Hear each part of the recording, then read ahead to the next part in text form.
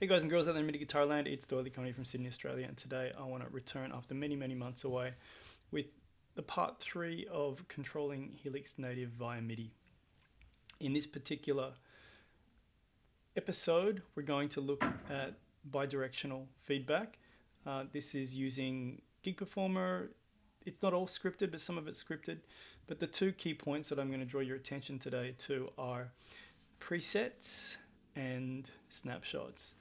I think pretty much everything else in Helix Native we can get by with regular kind of controls, but there's something important about having real-time feedback on those particular parameters when you're using a controller.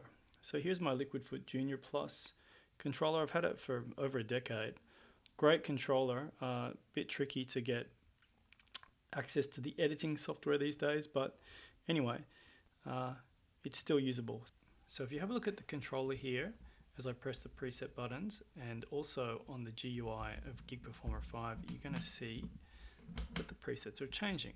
Okay, that's not really all that spectacular, but the key point is if I then go over to the GUI and arrow through these presets, they're updating on the controller. Okay, so I'm not touching the controller now, I'm just using the GUI. And you can see all the preset names are displaying on the controller. So that's pretty cool, I think. The second thing is the snapshots. So via this controller, a long press on switch number 6 takes us to the snapshot page. And on the snapshot page, let me just move the GUI of Helix Native over a little bit. There we go. It's probably a bit easier to see. Now if I change presets, they're updating on the GUI of Gig Performer 5, and vice versa. If I update the snapshots on the GUI of Gig Performer 5, the controller's getting the feedback. It brings the experience of using Helix Native just a modicum closer to feeling like using a real Helix.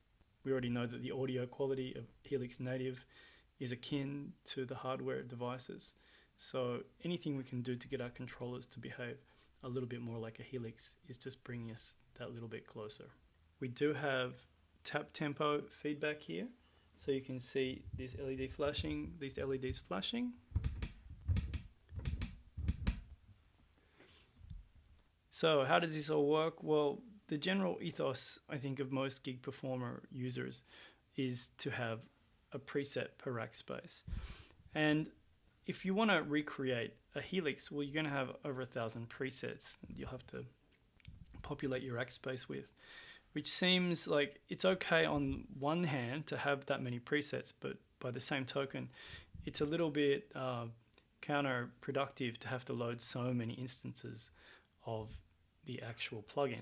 Now, if you want to use the VST3 version, which doesn't support program changes, I guess you could do that. That'd be fine. So maybe if you want to run 10 instances or something, that it's not going to take hours to load up. But my idea here was to just strip it down to a single instance, which is in the global rack space.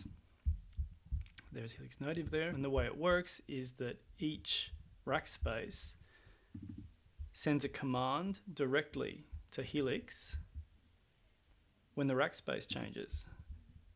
It also sends another message back to the controller. So if we do these manually, we get the update on the actual device. That's what these two output ports are for here, and they're the same in every single rack space. They just have different program change numbers allocated to them. There's other stuff going on here in terms of having controllers connected, and there's the auto wah thing here, an auto disengage on the wah pedal there.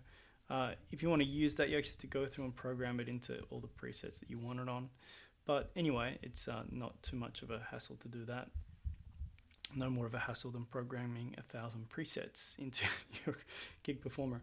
So with that, I'll tap out.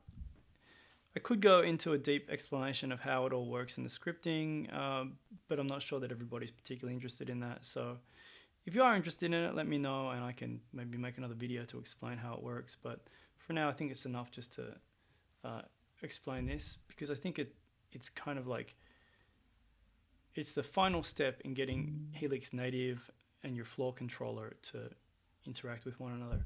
Now I know there are other environments, like there are tools for scripting in Ableton and Bitwig to enable bidirectional MIDI and hence be able to send messages to your controller for real-time feedback. But they seem to be a lot more involved than the Gig Performer system to me, so I'm going to stick with this for now. Anyway, if you've got any questions or comments, pop them down below, and I'll catch you in the next one. Stay well, everyone.